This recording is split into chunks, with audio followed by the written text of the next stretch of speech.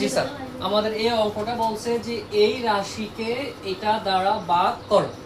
আমরা ভাগ করতে হলে স্যার আমাদের ভাগ দুইটা ভাবে করা যায়। আমরা দেখি, তাইবা সামনের দিকে তাকাই, হাসে নাইবা। আমরা লিখি 10 a 5 b 7। কি বলছে, ভাগ করতে বলছে না স্যার? তাহলে আমরা ভাগ চিহ্ন দিলাম। এখানে কি আছে 5a স্কয়ার b কিউব, ভাগ করতে বলছে। বুঝতে পারছি আমরা, তাইবা ফ্যানটা বন্ধ করে ফেলো। এবার আমরা এরকম ভাবে ভাগ করতে পারি, অথবা স্যার আমরা উপর নিচে করতে পারি। দেখি, এই যে ভাগ করতে বলছে আমরা ভাগ চিহ্ন দিয়ে দিলাম। তাহলে উপরে কি আছে স্যার? 10 a 5 b 7 ভাগ, এই যে ভাগ। তারপর এখানে কি আছে? তাইবা হাসে না, এখানে কি আছে? 5a square b 5a square b cube. এবার আগে আমরা সংখ্যায় সংখ্যায় কাটি।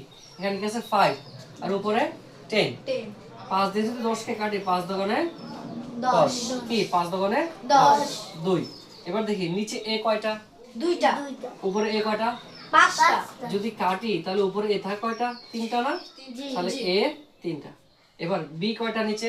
তিনটা b উপরে কয়টা? সাতটা যদি কাটি তাহলে b উপরে থাকে কয়টা? চারটা না? তাহলে b চারটা। এই হলো আমাদের অ্যানসার। বুঝতে পারছি স্যার? জি আমরা সবাই তুলে ফেলি। এবার তুলি, তাই বা ঘুমাই না, তুলো।